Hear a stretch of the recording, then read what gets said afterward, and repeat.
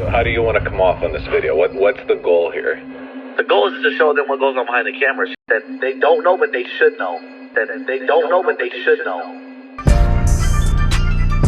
So with all of like this knowledge and this wisdom that I feel like I've gained over the years and in my life, nothing was done right. We didn't know. Knowledge and this wisdom. No, but we were unhappy. So we couldn't even film content at one point because we were just so unhappy. Oh my God. Knowledge and this wisdom. This is a money pit. All of like this knowledge and this wisdom. We lost millions of dollars down the drain. Yeah. Nothing. Zero. So in part 1 of this series, I showed you what Professor Catherine over here was teaching, which is basically how to completely f*** up your finances, your house, your reputation, and yes, also how to allegedly commit actual crimes. So check out that video, links up here, if you haven't already, for a nice overview of that disaster. Quick side note though, Catherine actually said she was going to make her own channel Because I mentioned on my Snapchat that I'm going to be starting my own channel. and I must say, please Catherine, for the love of God, hurry up and get it done, because that shit is gonna be just so good. I mean Häagen-Dazs macadamia nut brittle good. Trust me, you'll love it. And if not, you can sue me for $100 million. What? Nah, just kidding. I'll leave that level of stupidity up to the experts. Anyway, in this video, we take a closer look at more lies being told by the Ace family and the reasoning behind it. Because in the financial collapse video linked up here, I touched on the point that the Ace family tends to make babies when they need a nice boost in views on their channel, and when you take a closer look at their analytics, something interesting appears. In the first half of 2019, the Ace family was averaging around 25 million views per week, with spikes of 31 and 32 million views. Now these numbers are absolutely insane, and they show that they were making serious money at the time. Because high views not only represent large sums of AdSense payments, but they also mean large amounts of merch being sold and bigger and better sponsorship deals. Basically, the whole income ecosystem benefits from having large viewing numbers. However, by the end of 2019, things slow down a bit, and the channel starts doing around 10 million views per week. And by the beginning of 2021, the views have dropped to around 5 million views a week. Now 5 million views per week is still a massive number, but if you're used to pulling around 25 million views per week, that means that you've just lost 80% of your weekly views. So that means 80% of your monthly AdSense income is now gone, and when you lose that many views, your merch sales are also going to take a massive hit. This massive drop in earnings starts to explain why so many stories about the Ace family not paying their bills started to pop up over the years.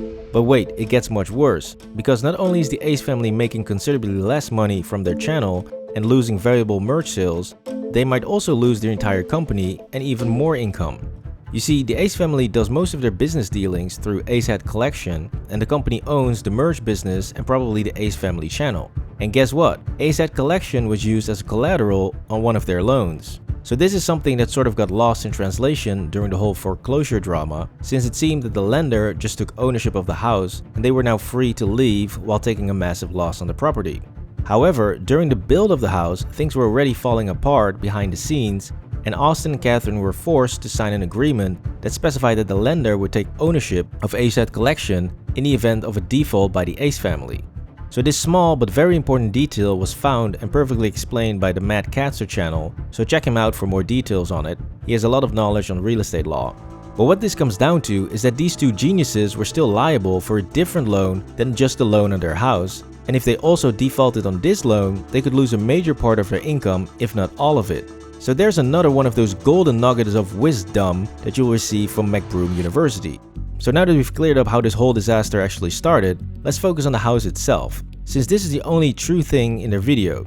The house was indeed a fucking nightmare, however that did not stop Austin from trying his very best to hide this. I try my best not to show this type of shit. Now I don't even care about the fact that they lied for over 2 years to everyone by pretending that everything was okay and edited out just how awful the house was. What I do care about is the fact that they put their children through all of this for no reason. We were freezing in our house. We were so freaking cold. There was no heat, no nothing. These kids lived in a house with no hot water, a leaking roof, leaking sinks, probably mold if the whole place is leaking for over 2 years, and we all know how much little kids' lungs love mold, right? Now in addition to this, there was a dangerous staircase, a demon door that could flatten them, and a pool that was apparently so full of cracks that it could fall apart at any time and slide down a fucking hill. Also, the pool also had cracks in it, meaning like there was a possibility for this pool to literally just explode. It like could literally very much still happen, but thank God it's off of our hands right now. Fun fact, they were still spending around $4,000 a month to clean this messed up pool. I mean, what the actual fuck? $4,000 a month on cleaning a pool that's too dangerous to use anyways? You just know that somewhere Shelby Church is losing her shit right now. It's just very expensive, and to be honest, me personally, I just go in the hot tub. Anyways, back to Mr. and Mrs. Delusional over here, since Catherine really cares about her children, right? As long as our kids are healthy, right? That's like really the only thing that really matters. Literally. The only thing that matters in the entire world is that we're healthy. You see, she would never put them in such a hazardous place for over 2 years. Oh, and did I mention the gas leaks that apparently happened? Oh my God, I forgot to tell them about the freaking gas leak. Oh yeah, that's crazy. Now, I'm not 100% convinced that this gas leak drama actually went down, but if it did, think about the risk they put themselves into. Because again, they knew the house was unsafe. Okay, so a certificate of occupancy is something that you get. It's a piece of paper that you get from the city that says that they have looked everything over in the house and signed off on everything. For you to even live in the house. We never got it. We still do not have it. We never got a certificate of occupancy. Now, they claim that the security guards smelled the gas outside of the house in the open air. Do you know how much gas needs to be coming out in order to smell it in the open air? That's insane. So if this story is true, then why the hell would you even go back to a place like that, especially if you have children? Now don't get me wrong, I would never judge parents going through hard times that don't have the means to properly take care of their kids and are forced to live in terrible conditions, but the Ace family had more than enough means to rent or even buy a whole new place that was actually fit to live in. The fact that they didn't was just terrible parenting. I mean, what the fuck needs to actually happen for you to finally say, you know what, fuck the house, I'm getting my family to safety? At what point do you stop caring about keeping up appearances or flexing your wealth and just start caring about being safe? Because if Austin and Catherine really cared about their kids' safety, they could have easily taken the $4,000 a month that they spent on cleaning the fucking pool and rented out a house with it. And if you sold the Rolls Royce and Lamborghini, you could have bought a whole new house or rented a very beautiful house for several years while you fix and sell this disaster of a house, but they never did this. They rather spend the money on private jets and 5-star hotels while they live in a dumpster so they can shoot more content. We were going to laundromats to wash our clothes because we didn't put have... all our business out there. Now the Ace family still clings on this ridiculous notion that the house is worth over $16 million. We just got an appraisal just a couple months ago. When all this shit was going down, our house is worth $16.5 million. The reason why this is an absolute joke of a lie is because when it went on sale for less than $10 million, nobody wanted to buy it, which shows you just how little Catherine knows about real estate that she doesn't even know how to properly lie about it. Because LA real estate is so competitive that most realtors and brokers will fight to the death to get a listing or close on a property. And if any of them had heard about a $60 million house listed for just $8, $9, or $10 million, they would have been all over it and bought it in seconds. An even better question is, if it's truly worth $16 million, why don't you pay off the $8 million loan and then sell the house for $16, making almost 100% profit? Seems to me like a great investment. So like, even if I was a billionaire, like I would have just put $8 million to keep a piece of shit, right? Ah, sorry, my bad. Not even billionaires would pay $8 million for a piece of shit house. Didn't she say it was worth $16 million? Our house is worth $16.5 million. But now it's a piece of shit, right? I would have just put $8 million to keep a piece of shit, right? So she's already lying about the very same thing she just said in the same fucking video just minutes ago. Like, what the fuck is wrong with her? Seriously, Catherine, go see your shrink or a shaman or somebody, because this is not healthy. Anyways, we're all just focusing on the wrong things according to Catherine. You know, the little things like them lying for over 2 years, or not paying their bills since they owe around $300,000 in property taxes, keeping their children in an unsafe house, being absolutely miserable while trying to fake happiness, you know, minor details of life that only Ace family haters focus on. This is something that Catherine brings up a couple times in the videos, and it's clear that she's bothered by videos that critique her. Well, to that I say, videos about the Ace family or anyone else on YouTube are not hate videos or troll videos just because we point out all the lies and wrongdoing.